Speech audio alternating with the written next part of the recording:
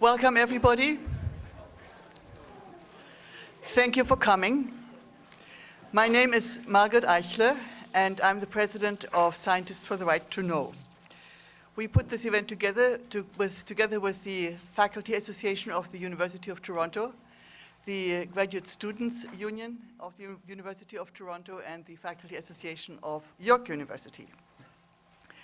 Scientists for the Right to Know was formed this year. We are incorporated as a non-profit advocacy group in Ontario, and we have a single focus: to return science to its proper place in Canada. And what we mean with this is to provide the evidence on which policies can be based. Unfortunately, at present, that is no longer the case. We are planning further events, and the next one will be in November, and then a whole slew of events in the coming year. So you have all a little sheet which gives you our website, and if you just go on there, you can find out what's going on. So you see here 5 chairs. There are 4 for each of the speakers and 1 empty one. The empty chair was reserved for the Minister of Science and Technology, Greg Wickford, or for another MP from the Conservative Party. We were unsuccessful in securing a Conservative MP, so I want to tell you a little bit about the process that we went through. I checked out the website for the minister, and there are 2 websites. One is for him as a minister, one is for him as an MP. So the first one I went to is to the Honorable Greg Wickford, Minister of State for Science and Technology and Federal Economic Development Initiative for Northern Ontario. And I found it very interesting. When you go on the little button which says contact, you come to the Prime Minister. And you have 3 items. You can contact the Prime Minister, you can request greetings from the Prime Minister, or you can subscribe to the email updates from the Prime Minister. So I thought that was rather strange, but then I thought, well, I want to be fair, and I checked out some of the other better-known ministers, and it turns out that's the format that they have for each of the ministers.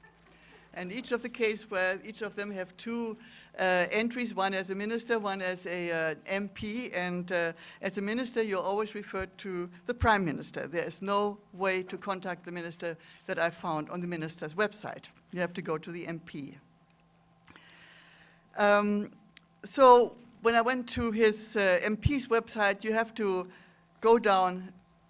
You have to really search for finding out that he is Minister of State for Science and Technology. It's obviously not one of the things which is most important in his work.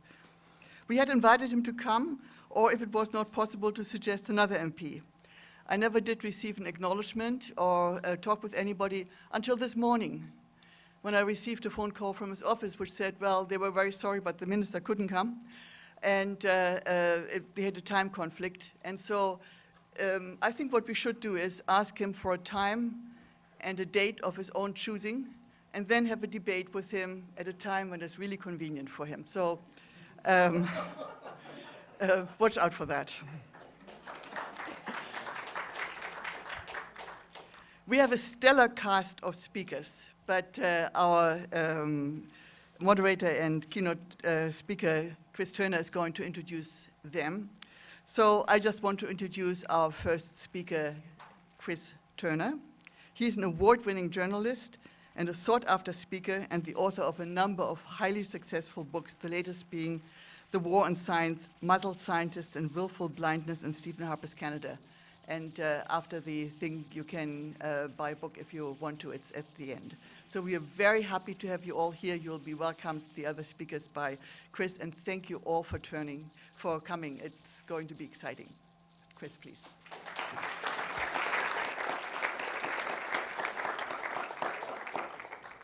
Well, first of all, thank you to Margaret and to Scientists for the Right to Know for having me. Thank you all for coming, and to the University of Toronto for hosting this, as well as York University's assistance. What I'm going to do is, just so you know how this is going to go, I'm going to give you sort of an overview of what the War on Science is, as I lay it out in the book, a little bit of detail about the range of the war to date, and then we will be bringing up 3 sitting MPs from obviously 3 of the 5 parties, I guess, in Parliament to provide their input from the view from the Hill, so to speak, And then we will be, opening it up to your questions, and maybe we'll have some to ask each other, and we'll just sort of carry on from there and see where it takes us. But to begin with, what is the war on science? What is the scope of it? I did actually have the opportunity, not so much to speak to Greg Rickford, the Minister of State for Science and Technology, but to at least be on the line with him. I was on CBC Radio's Ontario Today, Greg Rickford was sort of phoned in his response, but we didn't get to directly interact. But in the spirit of fairness, I'll paraphrase what he said. First of all, he was asked, are you familiar with this book? Do you accept the premise? He soundly rejected the premise of the book that there was a war on science. I thought the best part was he described the book as that piece of literature. And if you've ever seen, sort of old news clips of like people describing communism or pornography in the 50s, that was the use of the intonation on literature, this piece of literature that he did not agree with. What is the government's stance on what they have been doing on a whole bunch of the fronts that I'm going to describe to you? Their stance is this is merely a shift in priorities. Some of this stuff had to happen in tough economic times. Programs get cut. Certain facilities, reach their best before date.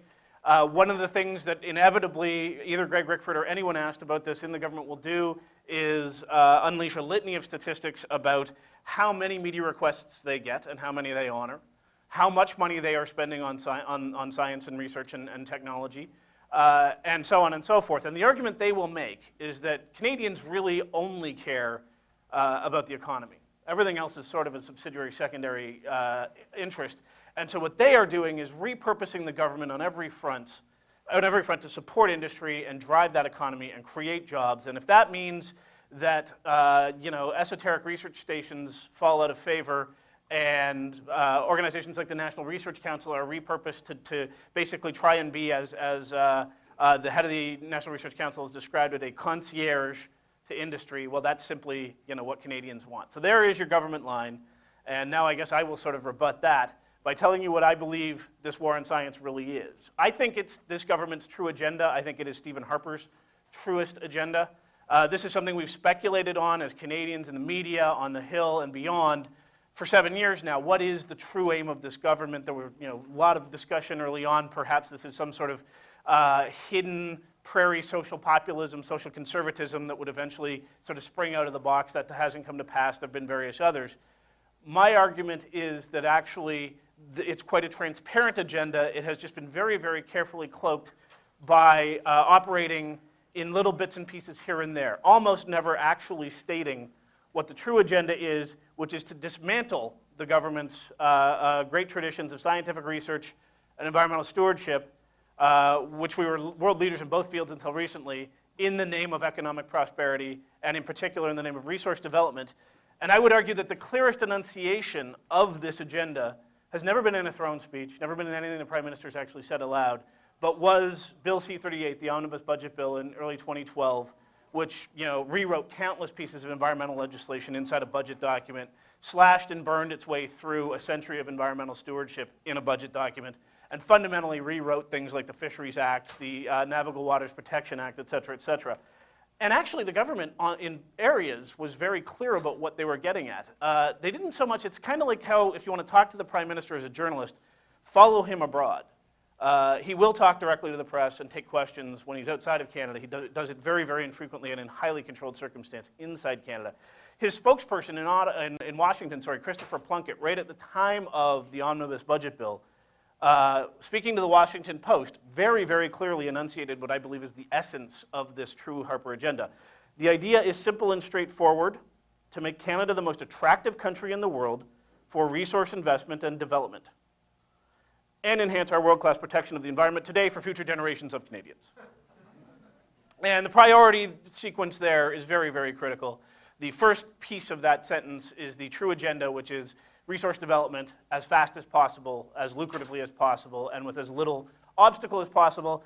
But this is a government that recognizes that the overwhelming majority of Canadians value environmental stewardship, value environmental protection for future generations, our great traditions of environmental science and beyond, at least as much as they value resource extraction. So they do have to pay the lip service to world-class protection of the environment. And of course, this was being said at the very moment that a lot of that world-class protection was being dismantled. So it was, this is one of the other, I think, signature things about this government's agenda. They are almost so brazen you think that it has to be kind of a feint or a fake out. We're actually going to state our commitment to the thing we are dismantling as we're dismantling it. I believe this is an agenda that works in sort of a three-part or sort of three-pronged attack. Part one is simply reducing the capacity of the government to gather basic data about the status and health of the Canadian environment and really about the Canadian public generally. If you look back to the very first clear act, I think, of this agenda was the canceling of the long-form census, which was a pretty extraordinary decision by a government to say, basically, we would rather operate with less information about where our services are needed, who needs them, and who they are. And that really kind of set the tone for all that was to come. So that's part one, is basically reducing our ability to just know what are the facts of the case, what is the state of the country for all intents and purposes. Part two is by shrinking and eliminating those offices and organizations, both inside government and outside, that monitor and analyze that basic data and respond to emergencies. And this was something that Bill C-38 did a lot of.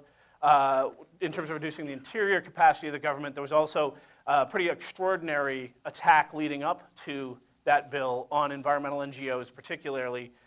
This was, of course, Joe Oliver's famous statement that these were funded by foreign radicals and against the national interest, and most of them got slapped with nuisance lawsuits. I'll be talking in a minute about the experimental lakes area. A lot of you are probably familiar with it. It costs $2 million a year. To put that in Harper Agenda terms, the amount they spent on nuisance audits of environmental NGOs could have funded the ELA for 4 years. So that's just to give you a sense of the priority at work. So that's part two. And then part three is by seizing control of the communications channels by which all of the above report their findings to the Canadian public. And this has been maybe the most talked about piece of it. Not because I think it's necessarily the most sort of damaging, but because this so completely flies in the face of Canadian values, of the scientific tradition going back to Newton, that this is a government that would tell scientists, you cannot talk openly about your work. You will go to conferences and be accompanied by media minders who will deflect questions from your peers and embarrass you in front of them and in front of the eyes of the world. That you would actually intervene in what we know to be the absolute bedrock of science, which is you bring findings to your peers and then they get the chance to interpret them. Not to mention informing Canadians about what the implications of the work you're doing is. And so that's part three. If you want it in short form, you can think of it as do no science, hear no science, speak no science. And what it is really, I think, is it's kind of taking a page from the U.S. government under George Bush. And there was a similar kind of hostility to certain kinds of fact in that government. And the Senator Daniel Patrick Moynihan is credited with the line, in response to something that was happening during the Bush years, you're entitled to your own opinions, but you're not entitled to your own facts.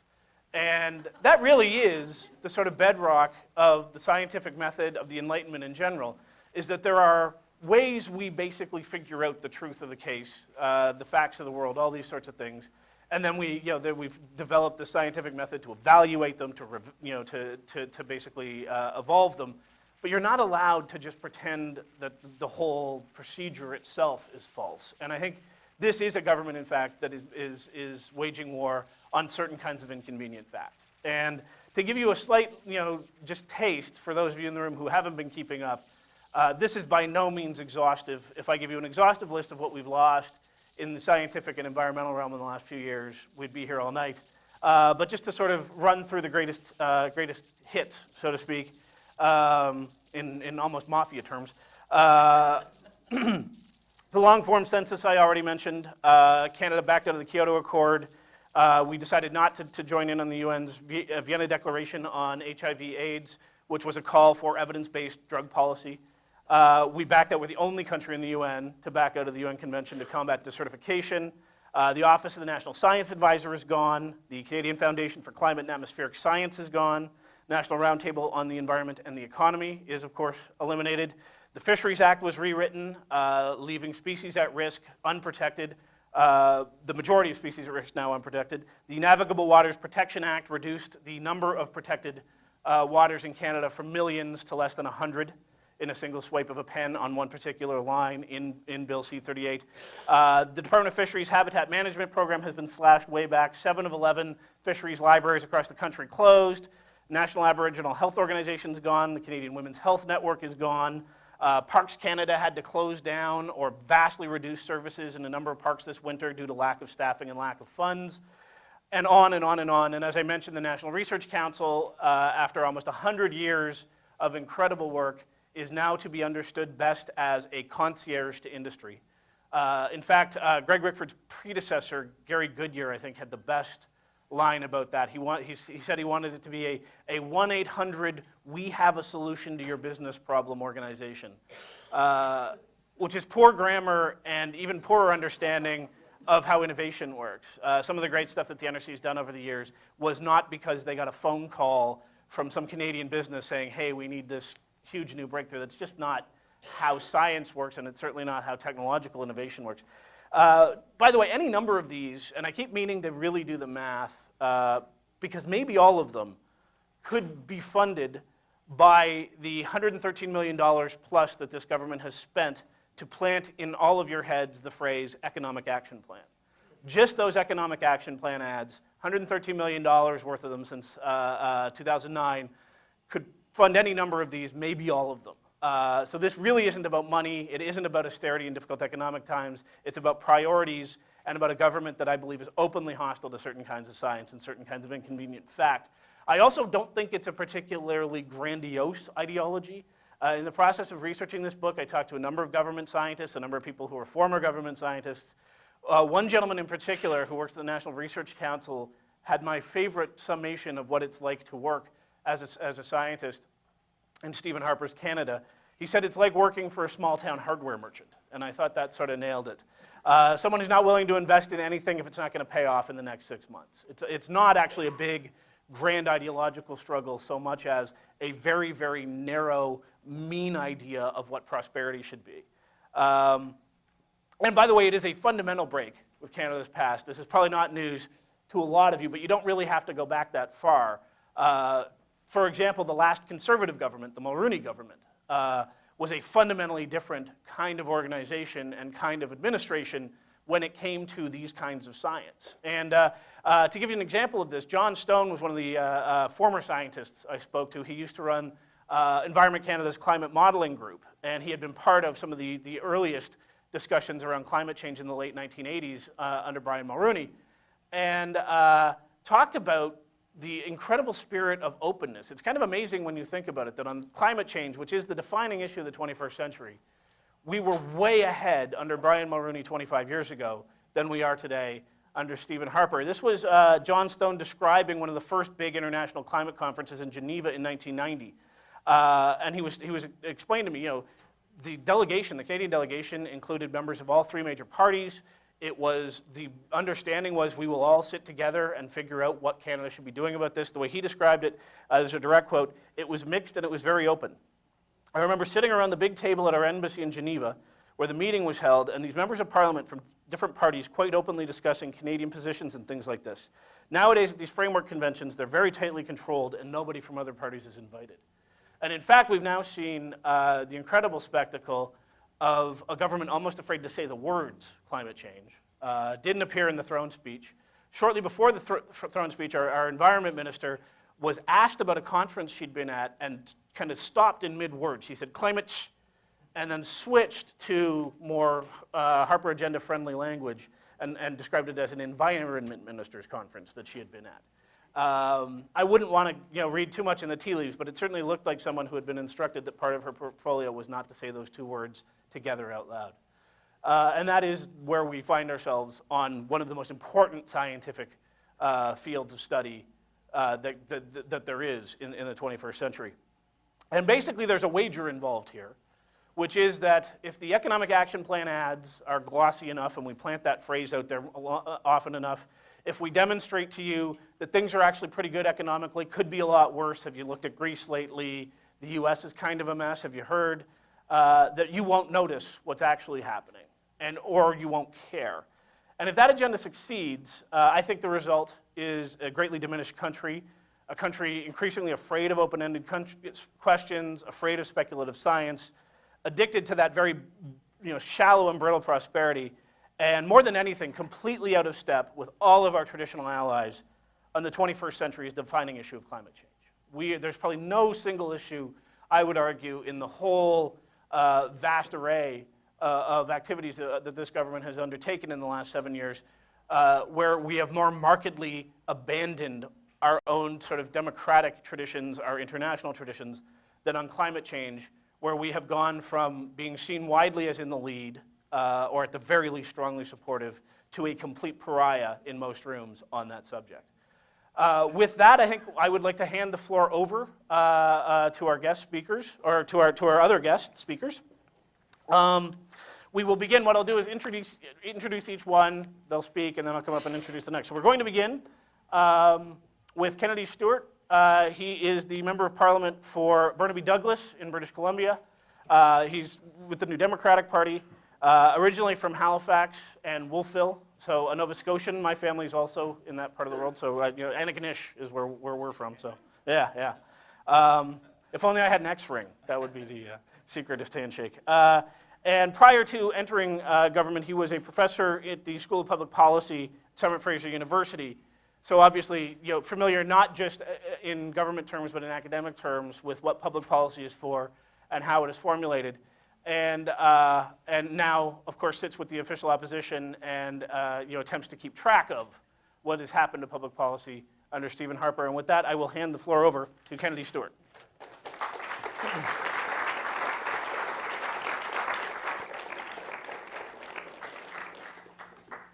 Thanks for having me here today. I really want to congratulate the organizers for putting on such a fantastic event and having such a full house.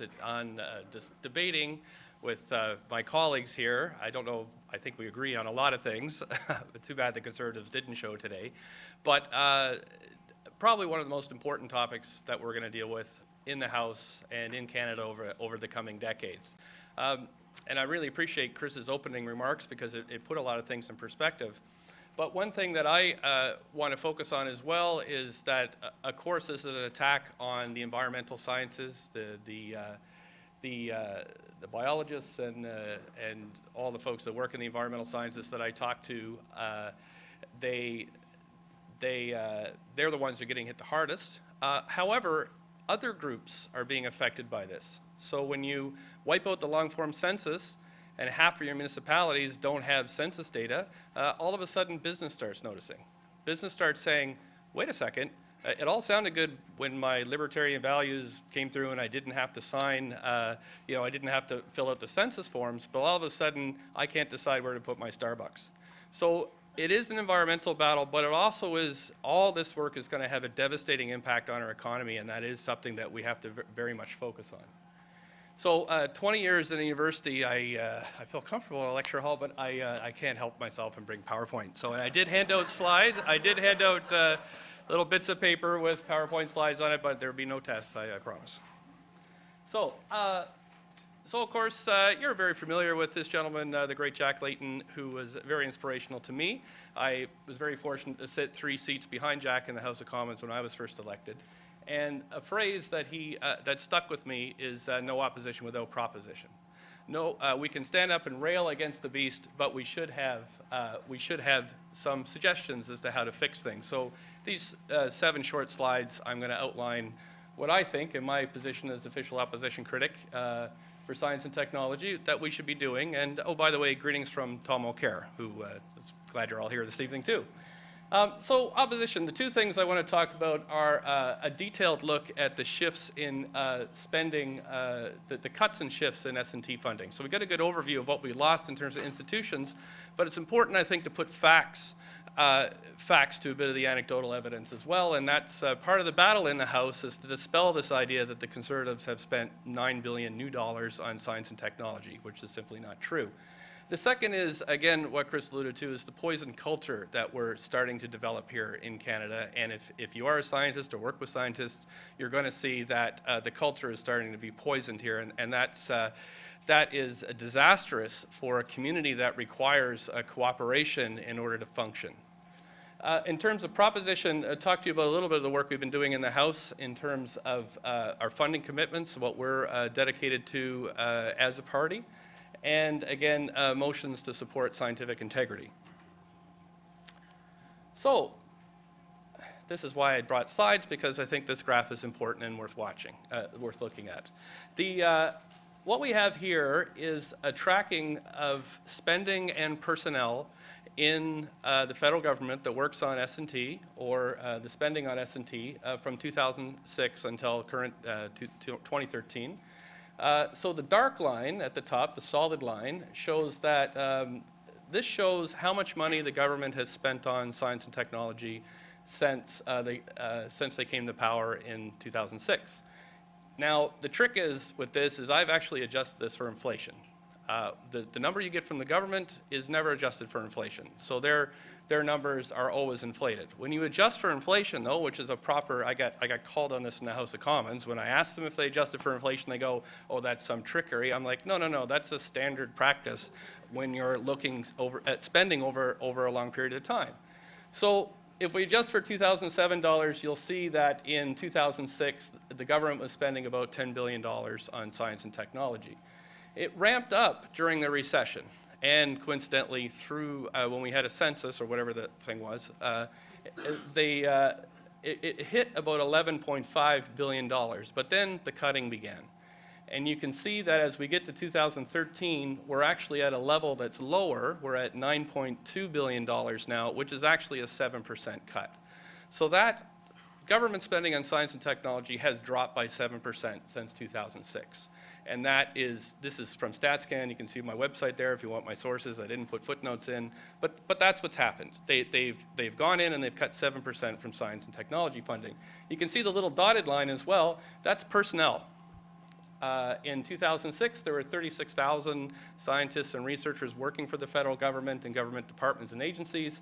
Now we're down to just over 35,000. You can see there was a big ramp up during the recession when the government was spending a lot of money, but now they've started systematically cutting, and I know these numbers are going to drop even further. So the war on science, we did hit our highest funding levels at one point around 2008, 2009, but now you're seeing these massive cuts. And if anybody does work in science, you know that all the projects are long-term. So if you're in you get a lot of money, then you get no money.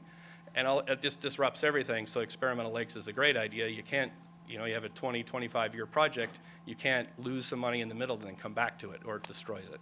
So that's what's happening with spending. Again, Chris has outlined this very well. The National Research Council has just been devastated. They have the same number of personnel there. They've just fired all the scientists and hired business managers. That's what's happening in the NRC.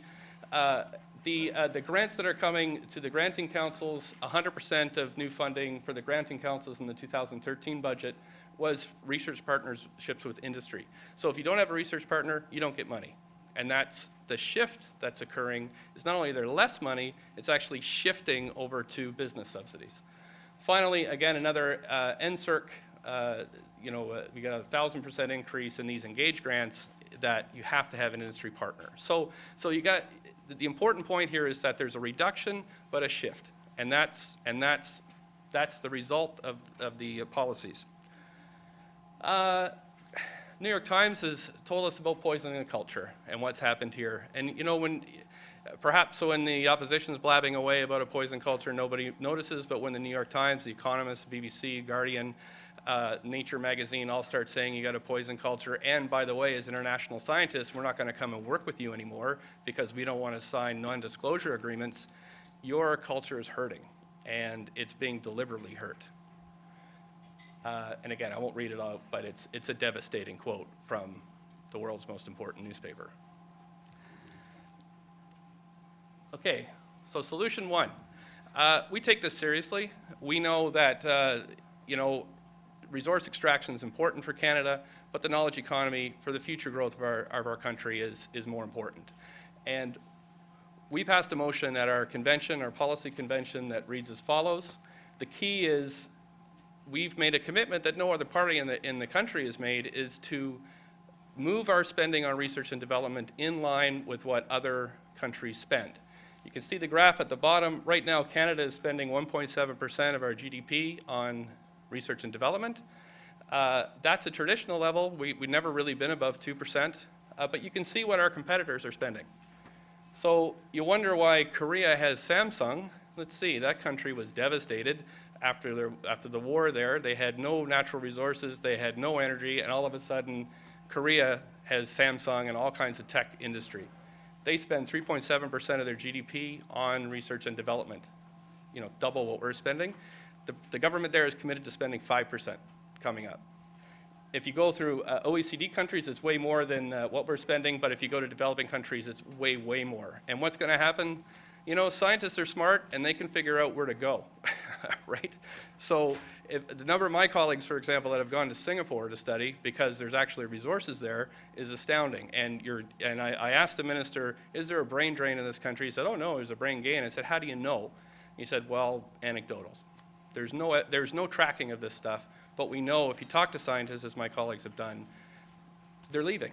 And this is scary because you don't get them back. The last thing we did just when we had the latest death of evidence rally across Canada, I put forward this private members motion, anti-muzzling motion.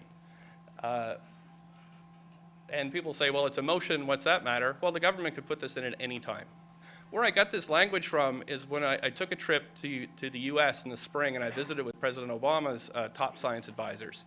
President Obama, the science president, who committed 3% of their GDP to research and development, has passed a scientific integrity directive that says not only do we not muzzle scientists, they have to share their information. They have to make their publications free after a year. They have to make their government data available. So it's the exact opposite of what we're doing here. What we're doing here is muzzling the best minds in the country can't speak.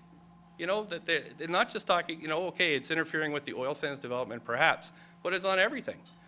And this is so dangerous.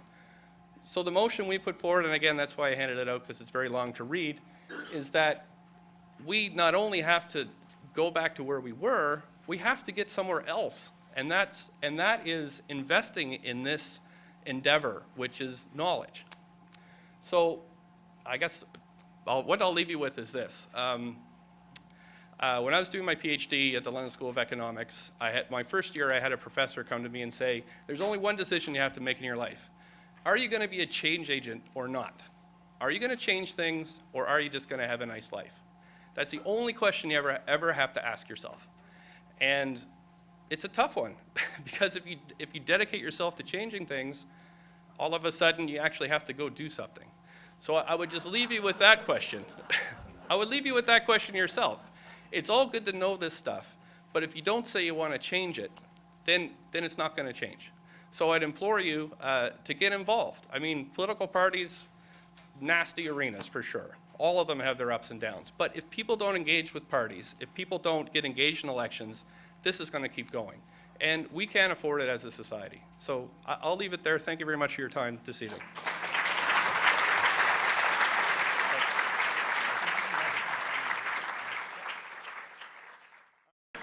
Well, thank you for that, Kennedy. And to sort of back up that final call, I can say, as a journalist, I was certainly more comfortable analyzing and criticizing from the sidelines than getting directly involved, but did find myself, mainly because of one of our guest speakers, dragged into the political process last fall. I was the Green Party candidate in the 2012 Calgary Centre by-election. And I will say this not, to try and make a partisan point or anything like that. It was one of the most inspiring things I've ever been involved in. To actually get involved in, at the ground level with people who really care and are really passionate in trying to change the political process in your country is a pretty powerful thing to be a part of. So that would be my little asterisk to that, is that it seems maybe like it is less exciting than it actually is once you jump in. With that, I'll move on to our next guest. Our next guest is Carolyn Bennett. She is the Liberal MP for Toronto St. Paul's here in Toronto and has been since 1997. Among other things, she was Canada's first ever Minister of State for Public Health, appointed to that position after the SARS outbreak. Prior to, she's now the Critic for Aboriginal Affairs in caucus for the Liberals, and prior to that was a family physician, so someone who's been intimately familiar with the importance of good data and good science in public policy for all of her professional career. And with that, I'll hand the microphone over to Carolyn Bennett. It is well documented in Chris's book, and we did have a thought about maybe having tombstones on the lawn of Parliament Hill as to all the things we've lost at the anniversary of their election. But where I'd like to focus is how we go forward. In that, I remember as minister being in Atlanta at a dinner with the Consul General, listening to researchers talk about what it was like under George Bush and how that the AIDS researchers were having to take the word prostitute, gay, condom out of any application if they ever thought it was going to be funded. And I guess we were pretty smug and thought that that would never happen here. I fast forward to 2009, I think, or 10, when we were at the Women Deliver Conference in Washington, where Dr. Cohen stood up from the Guttmacher Institute and called Canada an evidence-free zone. She said that that's what the U.S. used to be under George Bush, and now, you know, welcome to the club. We've got our science government. You guys are stuck in an evidence-free zone. So I want to focus on the Phoenix Rising. What would it look like if we were all to work together about what a government would look like if it was listening? If it was listening to science and it was making policies based on evidence. So if you sort of think that at the top there, you know, and there'd probably be a number of things, the structure, the processes, the communication, obviously in the process there has to be the funding. But in the structure, you'd start at the top with the Prime Minister and you would put back the science advisor, I would think. But in the minister's offices is where I think we've got some interesting conversations, and maybe Elizabeth will help, because we decided earlier, or last week, that there's violent agreement on where we want to go. And so it's a matter of how do we sort this out as actually what would be practical. And certainly, I have always seen the Kasiwik model as ideal, meaning that the scientists decide which are the species in danger. They give transparent advice to the minister, and then the minister has to make a decision. So if they decide to list 11 species, and one of them is the potato beetle that would knock out the economy of Prince Edward Island, the minister has to come forward and say, they told me to list these 11 things. I'm going to list these 10 because I'm not listing this last one because of political, economic, other reasons. But I'm not pretending that's what the science told me, which was the problem we got into with the long-form census, where actually the bureaucrats were being asked to say that didn't really necessary and the database is just as good, and there were all these sort of means and months. So I'm going to say that isn't the way the health ministers' advisory committees have worked on HIV/AIDS or on lots of other things, and certainly even the Science Advisory Board to the Minister of Health, which of course has been disbanded as well, is that wasn't transparent advice to the minister. Neither did it help the minister sort out what would be the conflict-free scientists that could advise on breast implants or on whatever. That if you actually had scientists picking the panels, even if it wasn't their area of expertise, they could spot conflict. And that I think that the advice that was given to the minister would be much more trusted if, again, that this wasn't viewed as political appointments and ministers picking their friends or the person who was last in their office. So if you then go on to what MPs and senators need in order to make decisions in the House, you can look to the luxury of the science fellows in Congress, and of course there where congressmen and senators have some 40 people in their office, that somebody could be assigned right straight from the bench or straight from research into Hillary Clinton's office as the science advisory. We don't have that kind of luxury, but we could have that kind of science advice in a cross, an exchange in the Library of Parliament.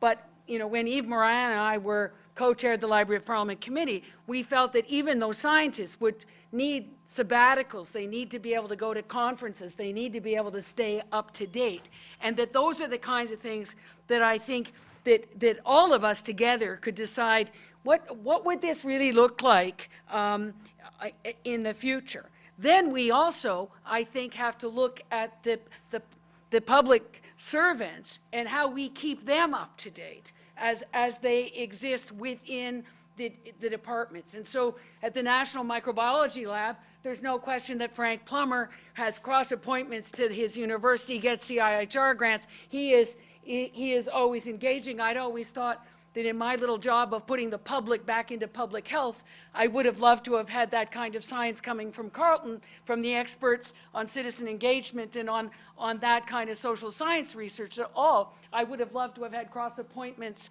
to the University of Ottawa and Carleton. And so how do we keep the refreshing breezes of the new information coming in through government, parliament, and the executive branch? So if you then think about what should be the processes, that one of my favorite models has always been that research, policy, practice, and you're going to just tell me how I go forward on this. Do I have a thing? Oh, okay.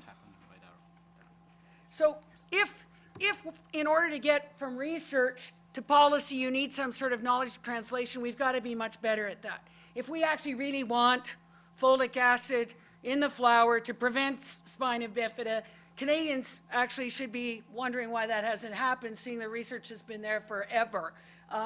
From policy to practice, we've always talked about that's political will. When I presented this model at the University of Saskatchewan Law School, my friend Mary Lou McPhedran reminded me that lawsuits happen and help that move a little bit more quickly as well. If there was a policy and it didn't get into practice, how come? And then I think we need, again, from practice back to better research questions, the kind of applied research that needs to replace tick off little boxes of evaluation. There's no reason why we couldn't have graduate students on the ground in community organizations figuring out what works and doesn't work, so that government can go to fund what works, stop funding what doesn't work, and be able to move into what Etzioni called experiments instead of what Monique Bégin moans about Canada being a country of pilot projects. That if actually you can prove that it works, then you should get on and do that. If you can't prove it works, then put the money into something that doesn't.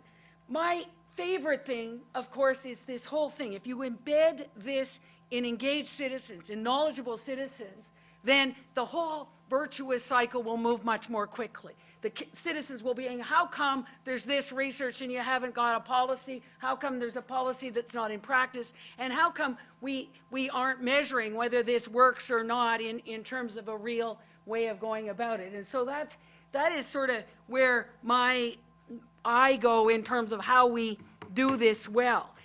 Part of the citizen engagement is actually getting the real knowledge and the communication straight from the scientists. And I think that what Stuart talked about and what his motion modeled on the U.S. motion, which actually was modeled when our science critic Ted Hsu wrote his open letter, that it was the National Oceanic and Atmospheric Administration that had put that language together first, which said, not only can you talk about your science, but you can talk about your opinions. I mean, you can actually say, as long as you say, with this science, I think that, as long as it's clear that this is you speaking as an individual, not for the government, that you can start to push governments to do the right thing. And I guess I just wanted to say that all of this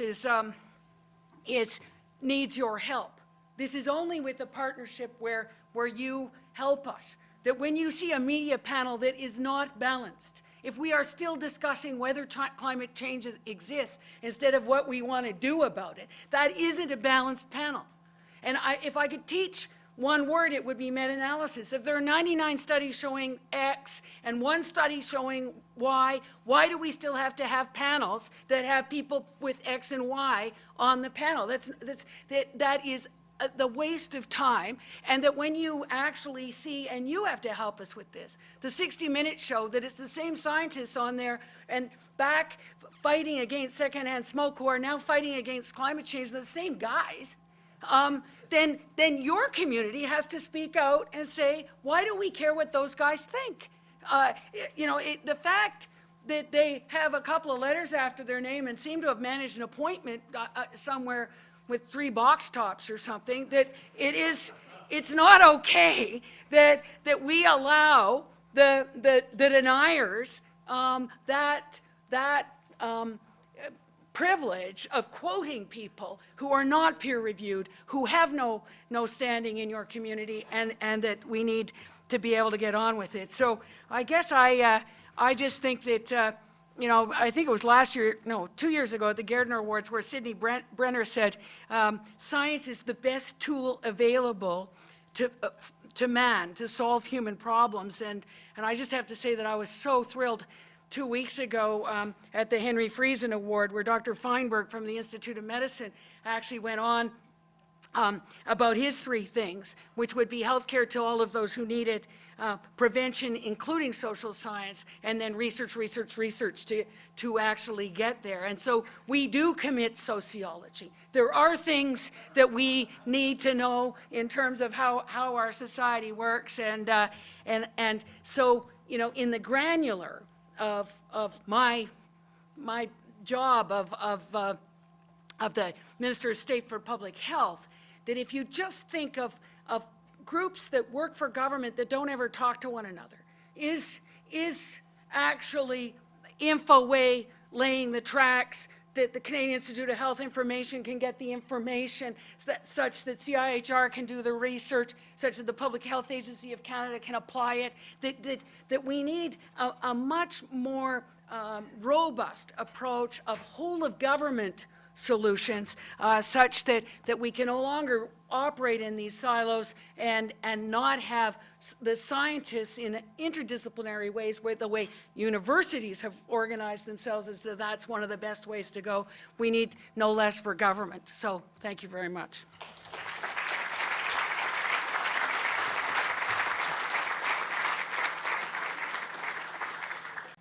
Our next speaker is going to be Elizabeth May. Elizabeth May is the Member of Parliament for Saanich Gulf Islands on the West Coast. She is also the leader of the Green Party of Canada and Canada's first Green MP. Prior to that, she was Executive Director of the Sierra Club, and even further back, something that I'll confess I was not that familiar with until I got to know Elizabeth a little bit better. She was actually a policy advisor in Brian Mulroney's Ministry of the Environment. And it's worth mentioning, and I honestly do think that I came to this conclusion honestly in writing The War on Science. If you go back and look at the work that Brian Mulroney's Environment Ministry did, you can absolutely make a case that was one of maybe the most effective environment ministry we've had in this country. That is where we became world leaders in things like acid rain treaties, the Montreal Protocol, which Elizabeth worked personally on. A lot of the sort of world-leading environmental science and environmental regulation that Canada long prided itself on came out of that period and was continued by future governments until this one. Among other things, Elizabeth May is also the 2012 Parliamentarian of the Year. That is a distinction that was voted on by her peers, so that was not from without, that was from within. And obviously, the kind of person who can convince people to run for Parliament when they never thought they were going to. So, and with that, I will hand the microphone over to Elizabeth May. Listen, I'm very, very pleased to be here tonight to discuss the war on science, and thank you to Chris for writing the book, and it's great to see Kennedy and Carolyn again, because we are friends in Parliament. There's far too much attention. I hate the partisanship that says that somehow we're all going to be at war with each other, which is why when we were planning this evening, I said, look, we're all going to be agreeing that the problem is Stephen Harper's agenda, which is essentially anti-science and anti-evidence. But I wanted to start just making one note for all the feminists here, and that includes the men, that this is the anniversary of the Persons case. So I wanted to put a particular focus on how did the war on science, how did the assault on science by Stephen Harper's administration get actual traction in the media. And I'm going to say it's because of two young women scientists in particular.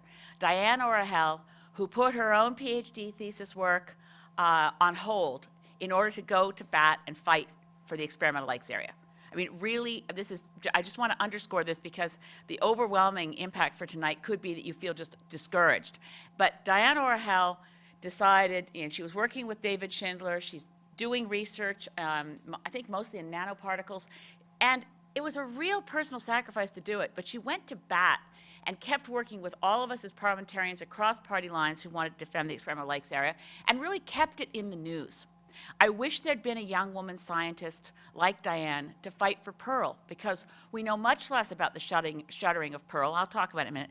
The other young woman scientist I want to mention is Dr. Katie Gibbs in Ottawa, who organized the March of Scientists through the streets of Ottawa, which is the opening vignette of Chris's book. So again, women are persons, and women are scientists. And so I just wanted to start with a bit of hope around the fact that this is caught on as a message. I think the reason it's caught on with Canadians is the reason that we have the following words, since there's no conservative here.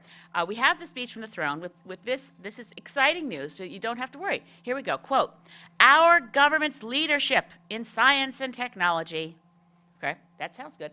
And it's just what Chris said before, "helps Canadian business remain competitive while creating high-paying jobs." Since 2006, our government has invested more than $9 billion to support science, technology, and innovative companies operating at the outer limits of knowledge. Well, I'll admit that. That's really they've moved well beyond the outer limits of knowledge. They're into areas where no one knows a damn thing. But I appreciate all the work Kennedy did to pull those graphs together. So what I want to do is quickly chronicle. There's a lot more going on here than even you get through in Chris's book. One of the first things that Stephen Harper did as Prime Minister in the early months of 2006 was to have Environment Canada's website scrubbed of IPCC science. It really wasn't noticed much by people at the time. I noticed it from Sierra Club, and I thought, oh boy, we're in more trouble than I thought. And of course, one of the early things was not replacing the science advisor to the Prime Minister. The removal of the IPCC science, of course, wasn't a good sign. We went on from there. One of the additional bits of science that was shuttered was the work in the National Research Council to maintain ice core, to have actual physical ice cores that were continuing to be studied. We had 80,000 years of ice core data and records, and 6 government scientists working on that ice core data. And it was right after my first few weeks in Parliament, so June 2011, that it became clear that Canada was, that Joe Oliver's shop was looking for a really big fridge somewhere to take these ice cores because the NRC didn't want them anymore, and reassigning the 6 scientists who were working on that ice core data. They were hoping to find a university that would take it.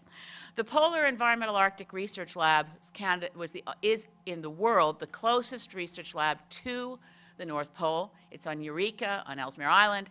It is an atmospheric lab looking at UV, looking at greenhouse gases. It's doing critical science. It's being shut down. Of course, all the funding to the Canadian Foundation for Climate and Atmospheric Science is shut down. So you see a certain pattern here. Certainly there's a thread that says the stuff that's about climate change, and there's no question, that probably was a directive. One of the first speeches that Rona Ambrose, when she was Minister of Environment, she was Stephen Harper's first Minister of Environment, she was speaking at a conference in Vancouver. It's a biannual conference called GLOBE. It looks at the burgeoning new entrepreneurial opportunities in industries in clean tech and sustainable development. Anyway, it's a conference on sustainable development, and this was reported by someone very close to the situation in Environment Canada, that Rona Ambrose at the last minute had to delay giving her speech because it had been vetted by PMO, and they discovered she used the term sustainable development.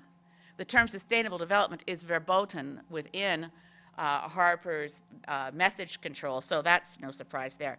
I mean, Stephen Harper himself clearly doesn't understand climate science, may not believe it. He isn't, you know, if you start your role as Prime Minister by making sure that the IPCC science is removed from the Environment Canada website, pretty good hint you don't think climate change is an issue and you don't believe the science. Some of his members of cabinet and members of his caucus have been public about the fact they don't believe in climate science and think it's all a joke. When we raise it in the House, there's derision. But that's not to say that all Conservative MPs think that way. Not at all. There's quite a large number who understand the concern. So what you're really looking at here is ideologically driven, that not only does, as Chris has said, not only do they not want to fund science because it's some kind of cost-cutting measure, far from it. They want to make science about, number one, you want to eliminate the evidence that there's damage being done by your pro-fossil fuel agenda. Because our problem here is addiction to fossil fuels. There was one line here in the throne speech that would have been really good had they been referring to addiction to fossil fuels instead of, as I suspect, referring to things like trying to shut down the insight centers. But they say we must, quote, close loopholes that allow for the feeding of addiction under the guise of treatment.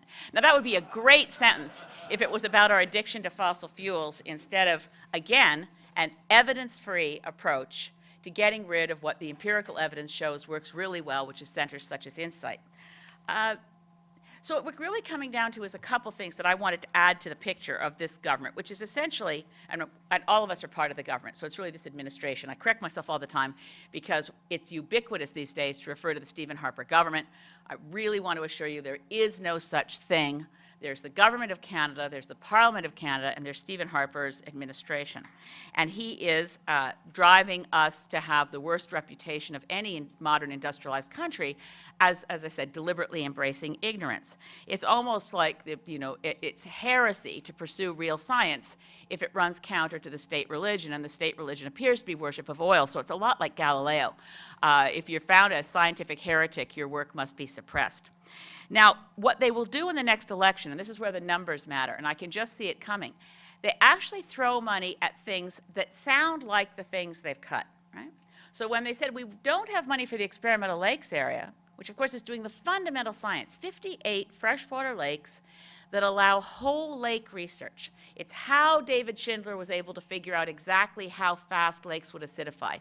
It's how a lot of research on the interrelationship between warming climate and diminished ozone, so enhanced UV, plus what happens with acidification. I mean, you can't manipulate a whole lake ecosystem anywhere else in the world except the experimental lakes area. It's an extraordinary thing.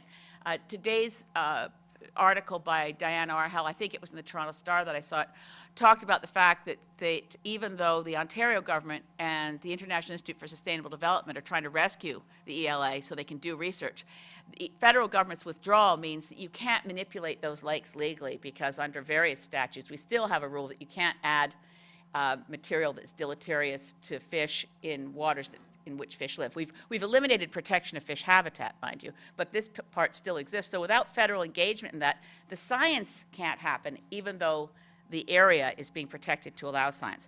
But when they shut down the experimental lakes area, they threw $20 million at Lake Winnipeg and said, we're going to clean up Lake Winnipeg. Actually, Michelle Rempel said, we have cleaned up Lake Winnipeg. If anyone doesn't know, Lake Winnipeg is one of the largest freshwater bodies on the planet and is in serious, serious trouble with algal blooms and eutrophication and toxic algal blooms, and we don't really know that we have the science to save Lake Winnipeg. But where we would get that science is from the experimental lakes area.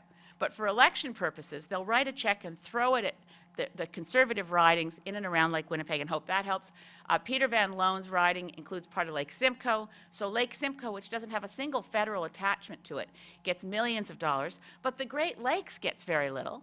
And Canada's positions of the International Joint Commission, which deals with protecting and managing our shared water resources with the U.S., we have 2 vacancies. The Canadian seats haven't been filled in over a year. So the other thing is an example with Pearl, the Polar Environmental Arctic Research Lab, which is indispensable. Shutting that down is saving maybe $1 million, $2 million a year, but they are spending $142 million for a new Canadian High Arctic Research Station at Cambridge Bay.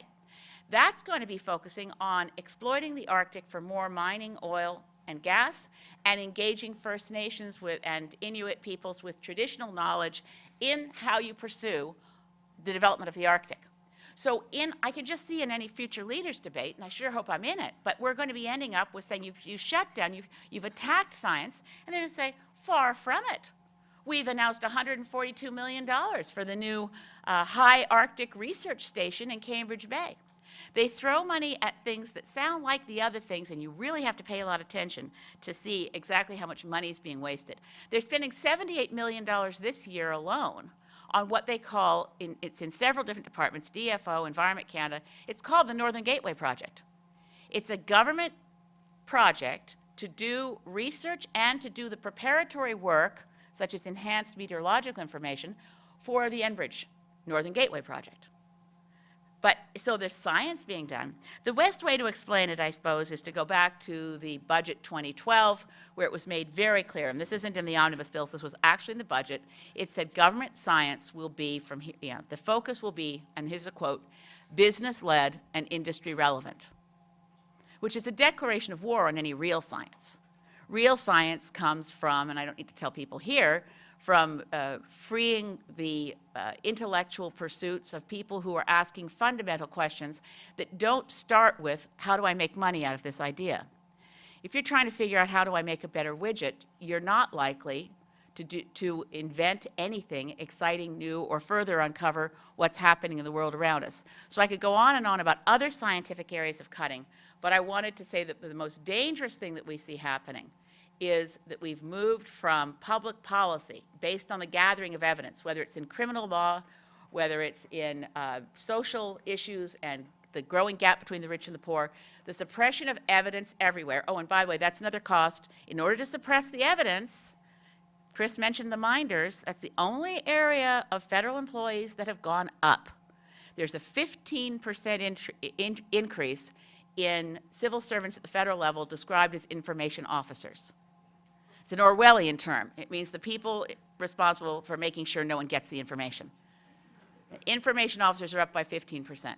This is an administration that is not only suppressing and muzzling scientists, it's trying to destroy the fundamental underpinnings of good public policy. It is a government that is destroying evidence-based decision-making in favor of decision-based evidence-making. And that's why I'm so glad that people are catching on and that sessions like this are happening. So thanks very much for a few additional thoughts.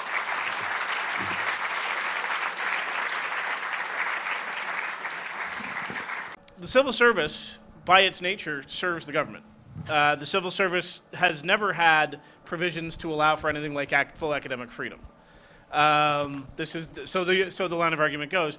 So this argument that scientists are being in some way penalized by not being allowed to speak to the Canadian public or to the media is no different for these scientists than it is for people in any given department. They have lots of restrictions on what they can and can't tell Canadians when it comes to matters of policy and that sort of thing. So do you accept that line of reasoning, or if you don't, where is that line? What restrictions are there or should there be on how much scientists in the government's payrolls should be allowed to communicate? Let me just say from my experience when I was working as senior policy advisor to the Federal Ministry of Environment, there were no restrictions on what our scientists said. And I can remember Tom McMillan being fairly exasperated. Some of you in Toronto may remember Doug Hallett's research being published about dioxin in gulls' eggs. And he wasn't entirely thrilled that Doug Hallett was then postulating, well, if there's dioxin in the gulls' eggs in the Great Lakes, what does this mean for human health? Because frankly, Health Canada has a lot of turf war issues when Environment Canada starts talking about, just to give you that example. And I can remember him being exasperated. We'd say, well, Tom, you can't exactly tell him not to say that, right? He said, yeah, I know I can't. I know I'm not allowed to. So the other thing that you have to do is recognize that professional civil service and its nonpartisan advice has never been subjected to bullying and control by the partisan side of the shop, being the Prime Minister's office. So this is I find it deeply dangerous that this firewall that was between the Prime Minister's office, Privy Council office, and basically civil servants of all kinds and all descriptions at all levels at which they work, not just scientists. I mean, anybody that some hyper-partisan spin doctor working within PMO, anyone in the Government of Canada that they decide to go harass, they feel empowered to do so. And this is really dangerous. So And, oh, one more last point was, before the change in contracts that they did this summer, previous contracts with international researchers stipulated that all information was in the public domain. And the Harper administration's changed it, at least within Northern DFO research, to say, this information is proprietary, and you, as a scientist from the US who may be collaborating with a Canadian DFO scientist, are no longer allowed to publish this without our permission. So it's a complete inversion of past practice. Well, I think the science is the science, and that if science has been done properly and peer-reviewed, then obviously it should be public, and that any public servant needs to be able to speak to it as we've described and as your motion has said. Where you get into trouble is the kind of advice to minister that a scientist who now is a director or that kind of person who is part of a government. And I think that what I remember so much from a debate or a conversation that it was between Alex Himmelfarb, the former Privy Council head, and Munir Sheikh, the Public Policy Forum, did a debate. The job of the public service is to give fearless advice, loyal implementation, and confidentiality. And so that the deal is you are actually have to tell them what to do. If they don't do it, you actually have to, at those implementing kinds of public services, have to implement it anyway or quit, right? I mean, it's, if they won't listen to your advice and what you think is not in the public interest, you can stay or you can go. And I think that we felt that even as a family doctor here in Ontario during Mike Harris's time, that I had lots of public servants who quit, who just didn't want to do this anymore like that. So I think that's the difficulty between being, if you're being paid as a scientist or whether you're being paid in the policy shop. Because the policy shop is also the Goldilocks, right?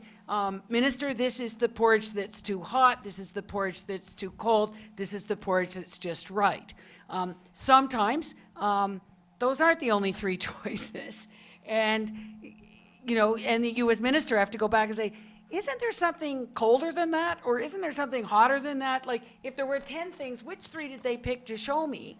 And I think that's where a really good relationship between the scientists and the minister really matter. And I think we just have lost that over this time because the scientists just don't feel that they've been heard.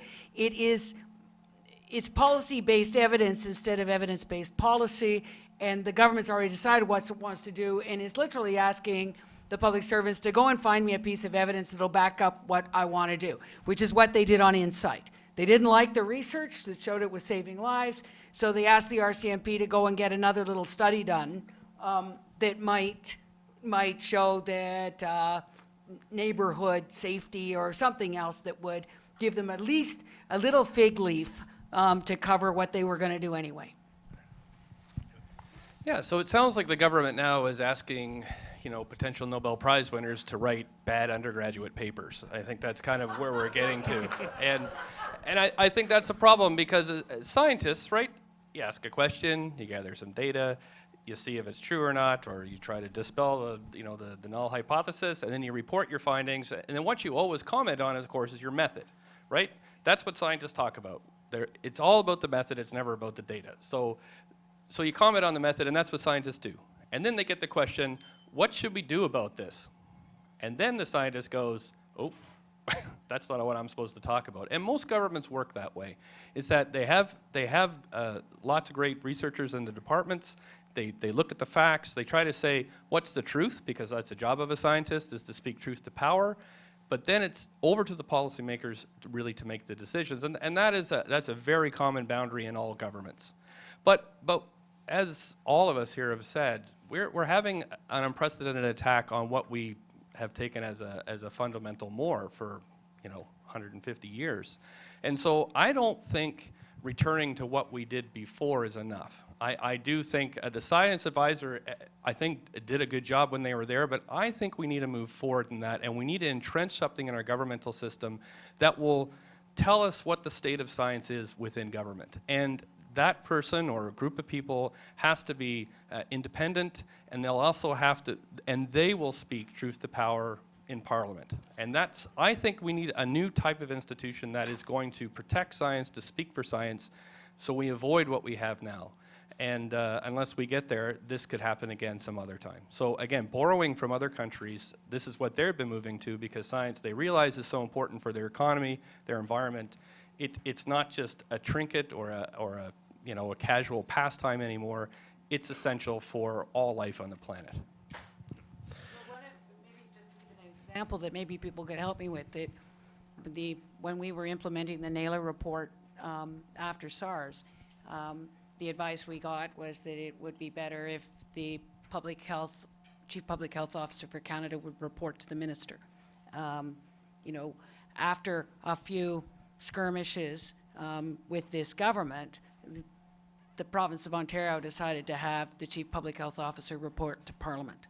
And so, you know, I think that again, and I think David Naylor still believes that it was better to report to the minister, but I don't think anybody could have figured out that this is the kind of government that we would ever get, where you had Minister Clement literally yelling at us at the Canadian Medical Association meeting about how dare we condone harm reduction, and in that sort of way. So I'm not sure what we would do and if we would revisit that decision, but I think that may be what you're talking about. If there was a science advisory reported to Parliament, you know, maybe that's what you're suggesting.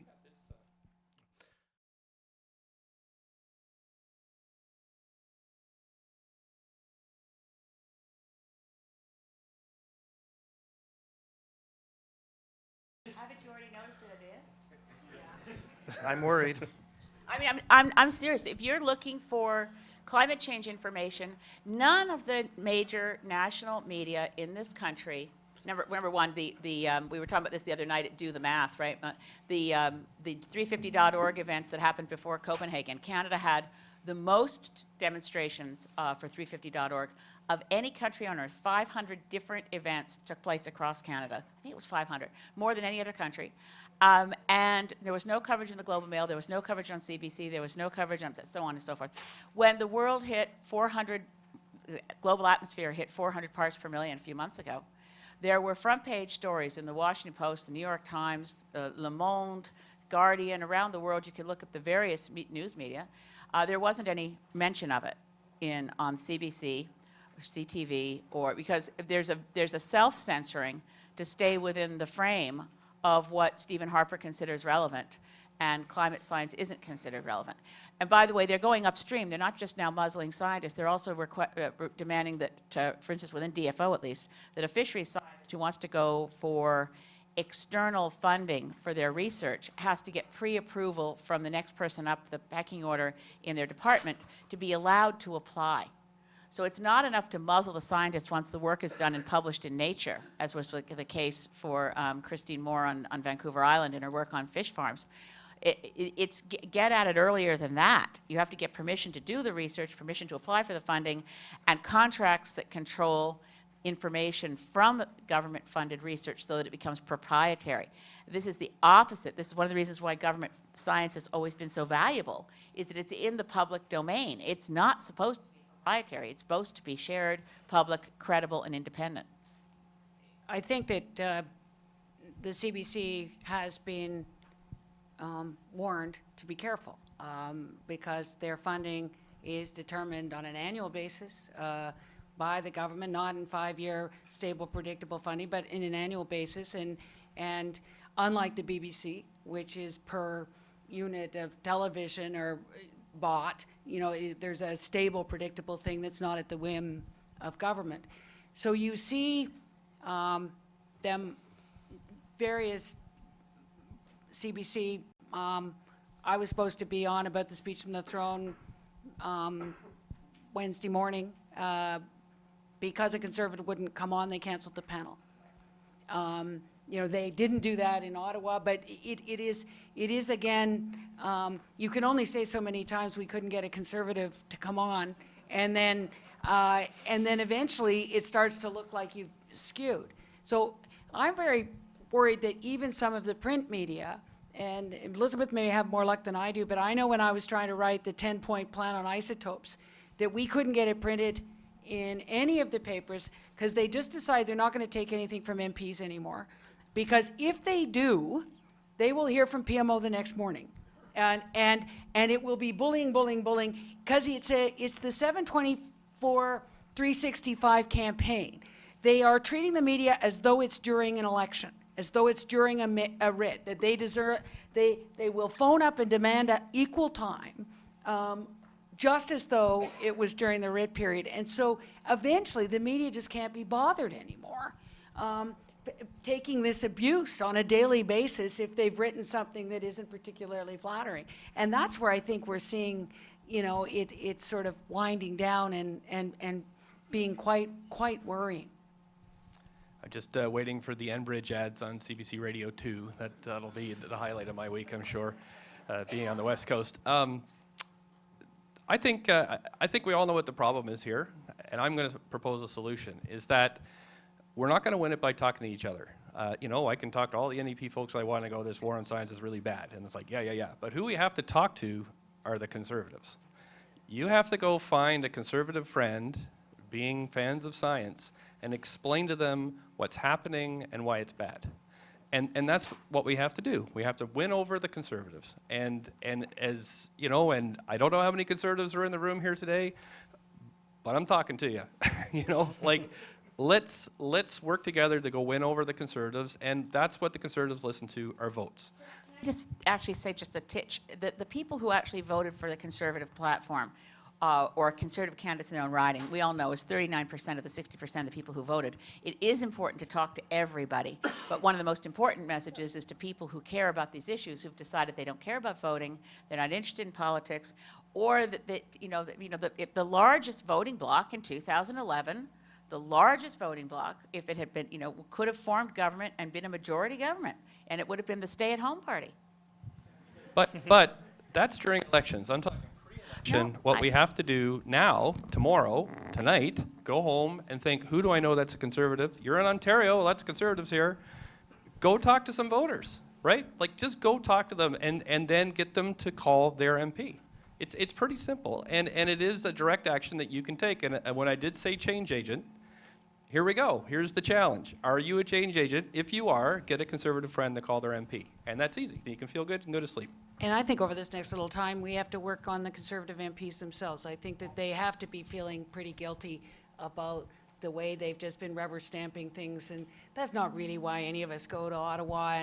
And I think that there has been some discomfort, and certainly in camera in committees, if we are able to go after them. And I had one altercation in the Health Committee where we had heard all these witnesses.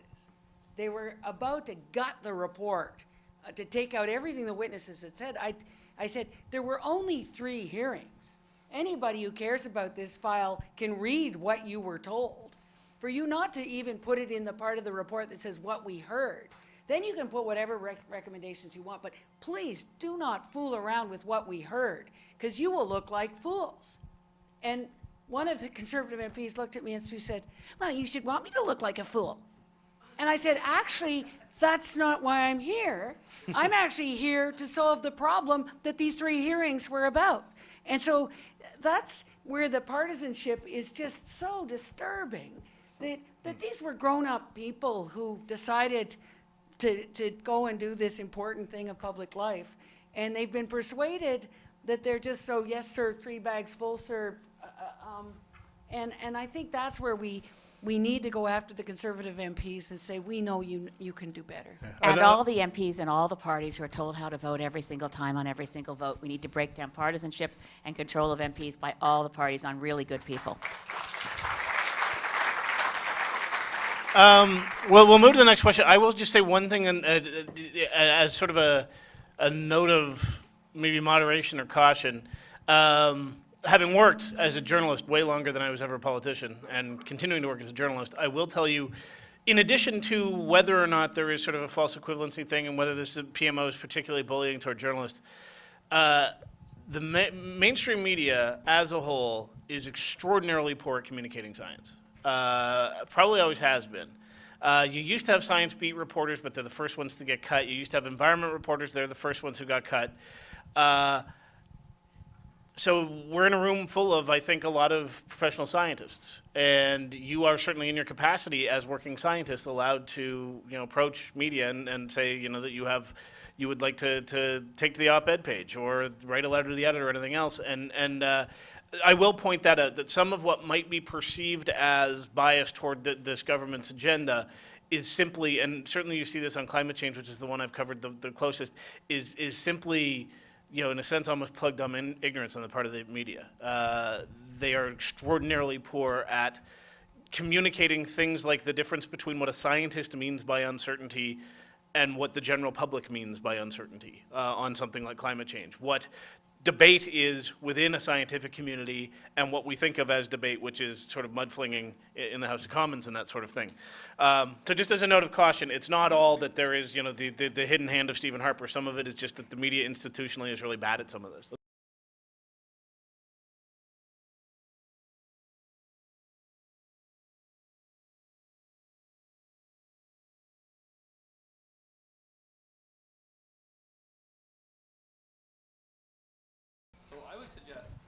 Here at the university that the natural scientists hang out with the political scientists, because that's what political scientists do, and that's what collaboration is. If you're wondering how policies are made, you got a great policy school here at U of T.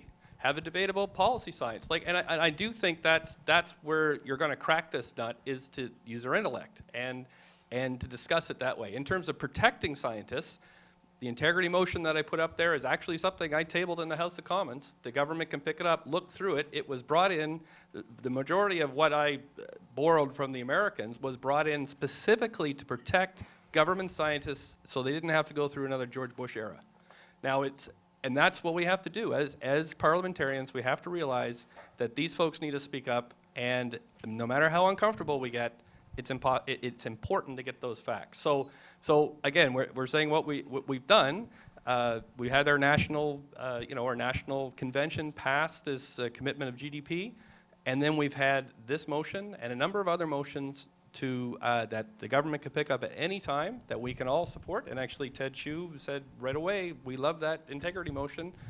We just need to pass it in the House, and that's working on the backbench of the Conservatives to get that done. And that's politics. But thanks for your question. It's a great one.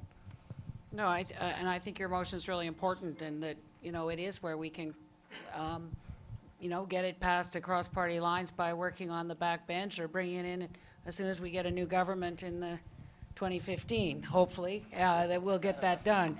I also think that what Rob Steiner's shop here at U of T is doing with the 14 fellows who have expertise in all kinds of different areas, and with their boot camp of 8 months to learn how to write an op-ed, learn how to get an article into the Walrus, learn how to do all of this straight from the scientists, is really, really going to be important in turning this around, because it is a bit of a science itself, how to get your story picked up, and to say also, the 12 fellows at Massey of journalists coming here, that kind of commingling of the science and the facts with an ability to communicate it is sort of what Chris was saying. And I'm really proud of Sherry Graydon's initiative called Informed Opinions, where she's actually teaching academics how to get a op-ed picked up and those kinds of things really across the country in all kinds of universities. So it has to work both ways, but I think it starts with allowing the federal scientists to be able to speak.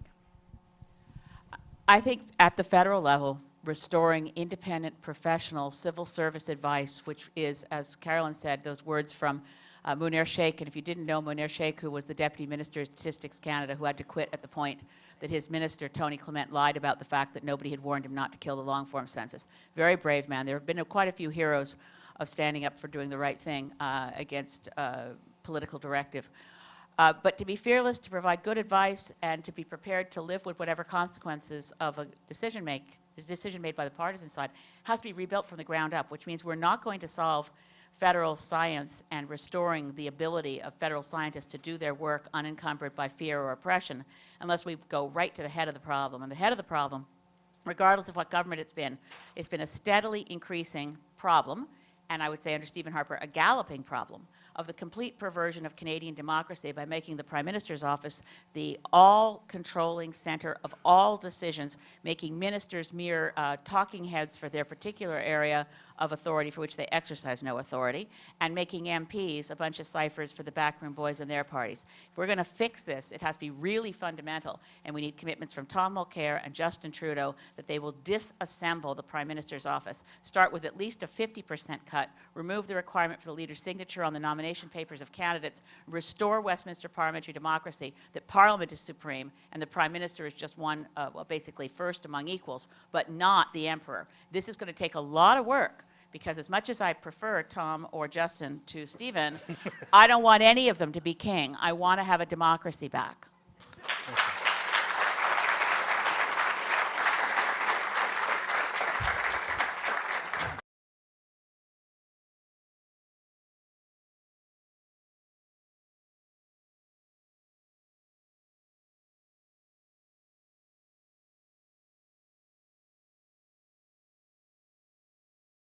Well, thanks for the question. I applaud you for running and trying to get in there. And once you do it a first time, you realize, and if you lose it, or if you win, you realize it's really tough. I mean, if you want to change things, it's tough. That's what you're alluding to. And so, but I applaud you for doing it. It's not easy, and you realize that you have to get groups of people together, and that's why I'm saying, like, a bunch of people just have to get together and start talking to other people. That's how things get organized. And it takes commitment, and certain people can do certain things and certain people can't. So you have to allow people options for involvement that, we have one woman in our neighborhood, she's 90 years old, she goes around and puts posters up, and that's what she likes to do. Other people are going to run for politics. So you're a group of people that are going to change this, are going to have all kinds of skills, but you have to have leaders that are going to initiate it. And so that's what I'm asking you to do. You've taken the first step of coming here. You obviously care about this topic. It's important. So go off and start organizing. And if you need help, give us a ring. That's what we do. We help people organize, and then we try to, bring you into our parties, because that's what we're doing. But you don't have to. You can just keep doing your own thing. But it's going to change in Parliament. So how we organize, it's got to be coordinated, and it's got to focus on, I think Elizabeth's right, on the non-voters, but also on the Conservative voters, and that's our key focus. Well, I think that what you're saying is really important, and in some ways that's what, my, experience has been, is that understanding that evidence isn't O.J. Simpson's glove is tough, I think, in terms of people who are legally trained or science trained, and so that there does need to be a better diversity within Parliament, not only in race, creed, gender, but also in terms of backgrounds. And I think for your organization to decide what's a science-friendly candidate or not, you could very easily give that designation if you wanted in the upcoming election, the way the gay community did with physicians, a gay positive physician, or I think that it's quite possible for you to do this. The Senate was a way that we actually made sure that we had people, and so people like Yves Morin from Quebec City, that Willie Keon, that there were quite often prime ministers who felt that there wasn't the expertise in the House, and made sure the House, that the expertise was in the other House where it got vetted, was also, I think, an important thing. But, I think that the winning nominations is huge, but if somehow where science is important, whether that's environmental lakes or whether it's, pick 3 or 4 ridings and see if you can get a scientist elected, where science should be, absolutely important to everybody in the riding that wants to breathe or swim or, whatever, go for a paddle. So it's I think The arts community has done this too in municipal elections. Have sorted out what's the arts and culture friendly candidates. So, you know, have a little vetting system, have a little interview. Send out a questionnaire, which is what lots of organizations do to get you know, the arts community, we have to fill out tons of questionnaires and then post the questionnaire on the website, and you'll find the people who are deniers. Just quickly to say that we would never want a parliament that was entirely made up of scientists. It would be, we need a mix of skills, professions, and backgrounds. I'm not suggesting you were saying that. I do think that David Suzuki was right when he referred to the political class as essentially scientific ignoramuses. The reason that we have an intergovernmental panel on climate change and providing a summary for policymakers was that at the very early stage, back in 1988, when the climate science was very clear, there was no doubt about the climate science. It was before the fossil fuel industry invented doubt about climate science, that that there was this large structure developed with scientists appointed by governments. And I'm enormously thrilled that the next elected Green after me is Andrew Weaver, who's a Nobel Prize winning climate scientist from University of Victoria, who's the MLA for Oak Bay Gordon Head for the Green Party in the BC legislature. So we definitely need more people who understand science. But again, if the system doesn't change, and if there are wonderful scientists in the government of Canada. There are a ton in Carolyn's caucus, I mean, relative to the size of the caucus. There's Mark Garneau, there's Ted Hsu, who's got a PhD in physics, and there's another IPCC climate scientist, Kirsty Duncan. But it drives me nuts, and all the parties do this, so I'm not trying to be partisan about it. It just drives me nuts that brilliant environmental lawyer Linda Duncan in the NDP caucus is the critic on public works. Kirsty Duncan was environment critic, but now she's the critic on, oh gee whiz, what is it? It's the overseas. But the thing is, when you've got a climate scientist in your caucus, when you've got an environmental law expert who was in charge of Environment Canada's enforcement for years, let those people speak. Don't control them and keep their message being on the talking points. Even the opposition parties, as much as I do love all the people I work with, I honestly do, but it drives me nuts to see them have to work to scripts that are handed down by and the Liberals do it less, but on votes, everybody has to do the same thing. It drives me nuts. You guys should be able to vote what you think. I'd like to actually debate that point. I have a motion in front of Parliament right now about electronic petitioning. And that is, right now we have paper petitions. I actually have one over on the table if you want to sign it. But I say it's stupid that we do this by paper. Let's do it electronically. And the first thing I did is I went to Ed Broadbent and I said, what do you think of this? After I talked to my colleagues. He said, I love it. Then I went to Preston Manning and said, what do you think of this? And he said, I love it. I went to the back benches. I allowed to have 20 people sign on to my motion. 2 Conservatives signed on. And I'm working with Conservatives on the back. Now, my party, you know, this is supportive of this, but there are things we can do if we anticipate what's going to work on the other side first. And that's what I did with this motion. I thought there's some Reform Party people there that democracy is really important to. So let's talk to them about that. So we have to be a little more clever. The brute force isn't always going to work. So we have to find ways. And then, you know, why did the Conservatives sign mine? Because I went and signed one of theirs, right? And that's how politics works.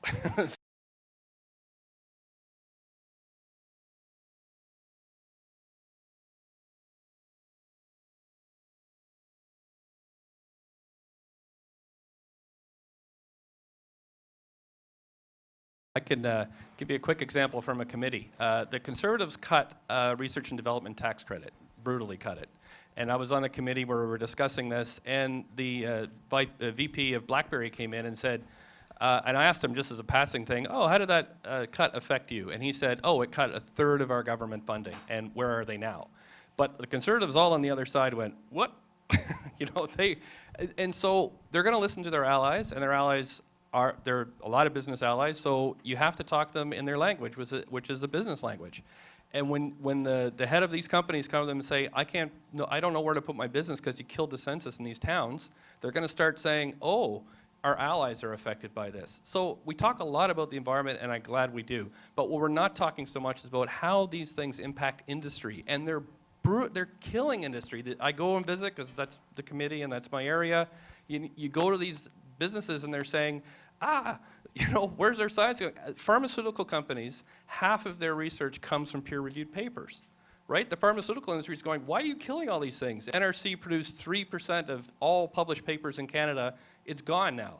You know, they don't do that anymore. So so the industry is very confused by this because this is essentially their source of new products is being attacked. So that rubber is going to hit the road soon, but we can help it get there faster by not just talking among ourselves, but going to the business community, going to folks we might not ordinarily talk to as, you know, scientists, social scientists, whatever, politicians that are not in our fold. We have to go talk to the other side, and we have to convince them about how important this is for Canada in general.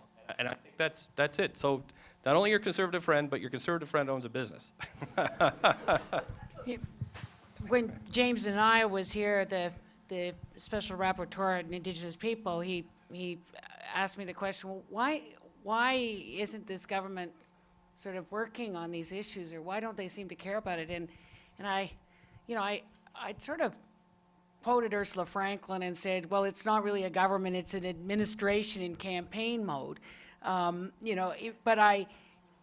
what I should have said is I don't think they think there's any votes in it.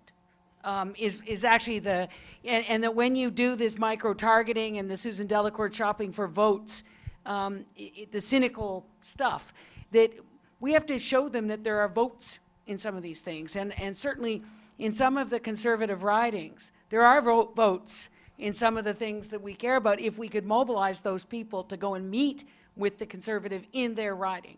I was thrilled that Ryan Leaf came out in favor of a national public inquiry in the missing and murdered Indigenous women.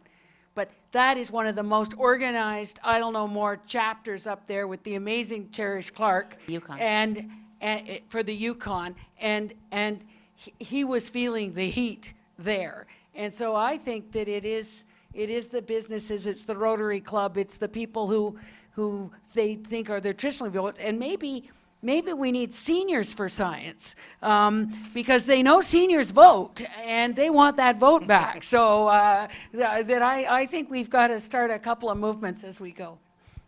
I'll just say quickly that when you say the Conservatives, again, just to emphasize the obvious, there's only one decision maker in this particular administration, and it's Stephen Harper.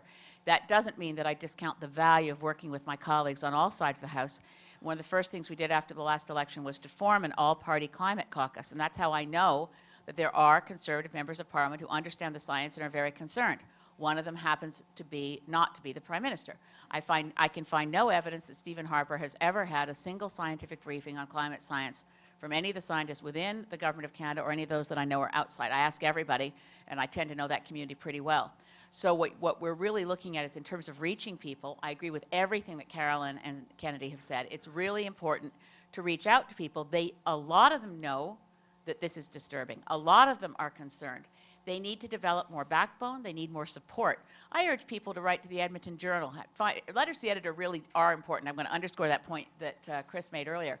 But Brett Rathgaber is one of the bravest guys I've ever met, because he chose to leave. What's that? Signed my bill. You signed your bill. And he chose to leave the Conservative caucus when Stephen Harper used what used to be a very nonpartisan, cooperative aspect of parliamentary work, was the legislative committee process. That's been made as hyper-partisan and as controlled with written talking points for Conservative members of Parliament in those rooms who are told how to vote. When they destroyed his bill, and I don't know if you know this, his bill was for accountability for anyone in the Government of Canada making over, I think, $174,000 a year, and his colleagues, the Conservatives, under instructions from PMO in the bill, changed his private member's bill to say not $174,000 a year, $440,000 a year. Anything over earning $440,000 a year has to have their names published, which really made me wonder who's getting $439,000. You know, Nigel Wright, I guess, because we don't know what anyone makes at PMO. So for him to choose voluntarily to stand up and say, this party is now the opposite of everything I ever believed we were about as a party. If we can have a few more people, imagine, okay, so dreaming aloud, what if 9 or 10 Conservatives decided they'd rather sit on the other side of the House with Brent? There goes the majority.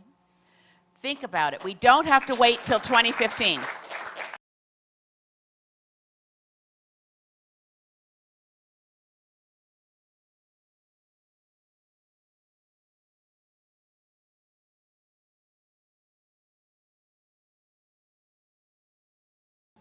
Again, I said from the 2012 budget, it was made very clear.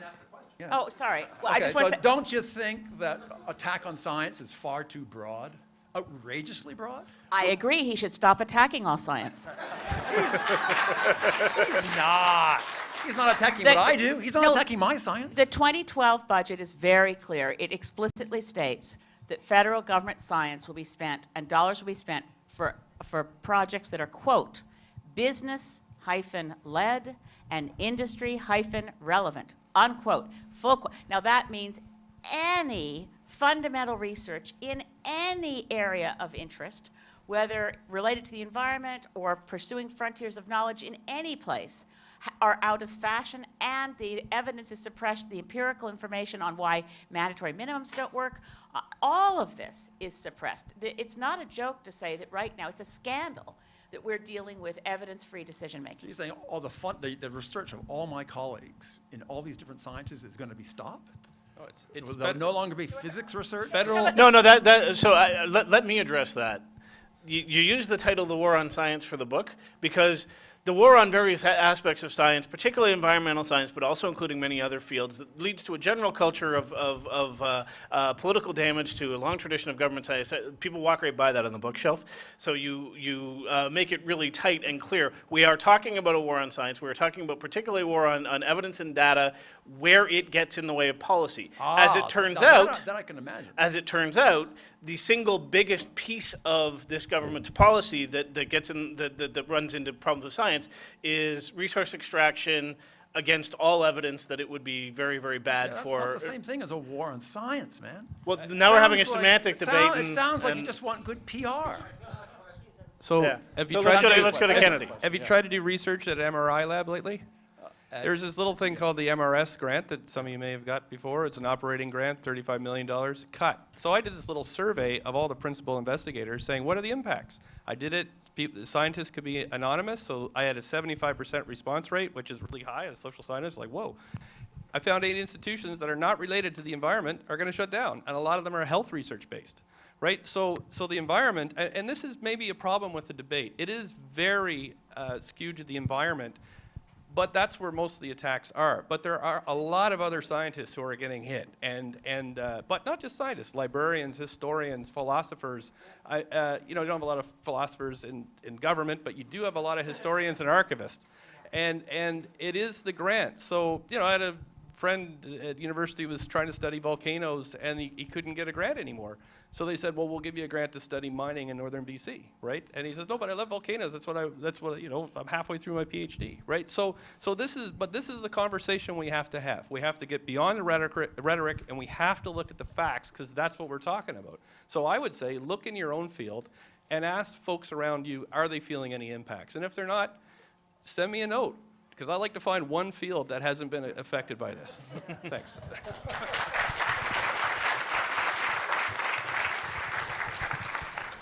No, I think the long-form census is the basis of so much of social science research and what works and what doesn't. And again, that we think the conservatives should want to know that their money's well spent in that way. And so I think that, when we heard from the mayor of Iqaluit, they want to know how many people are living in the houses, because then if you don't know that there's 12 people living in one house, then you don't have to build any more houses.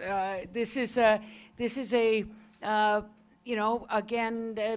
in the dark approach without the facts. And so I think that if you talk to any of the granting councils, the ability of young researchers to get any money, because these 5-year grants, they aren't able to give any more because they're having to continue those grants that were granted, and the expenses are going up, everything's going up, and there's just no new money for so many researchers, and people are just wringing their hands at CIHR and some of the other places that used to do it. And even the SSHRC grants came out with a little bracket that said business-related research in SSHRC.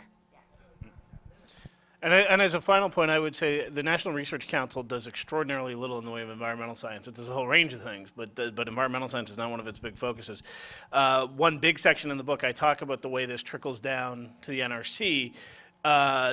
one way to think about it is it really does seem like an organization that was almost, sort of lifted up and shaken for no apparent reason. So if you've been doing, quietly kind of going about your work in one of the research institutes inside the NRC, suddenly there's these Byzantine new directives that the funding is now sorted into because the institutes have all been eliminated, and none of the managers really actually understand what they mean. So everyone's trying to redesign their projects, and in the midst of doing this, really basic stuff that was, actually turning a profit for the NRC, licensed software and things like that, is not being properly followed through on, simply because the organization is in such total disarray. So we're not just talking about environmental science. My final note before I hand it over to our gentleman who's going to make the closing remarks would be that wherever you sort of stand on this thing, Elizabeth's got a great point. The single largest block of voters in Canada are the ones who don't vote. That kind of cynicism and that kind of contempt for democracy plays into the hands of people profiting from the status quo or whatever their political party. That kind of cynicism is a kind of obedience. So if you are a scientist, if you are simply a concerned citizen, get involved. Now is a really great time to be involved in politics in Canada. We need you all. Thanks.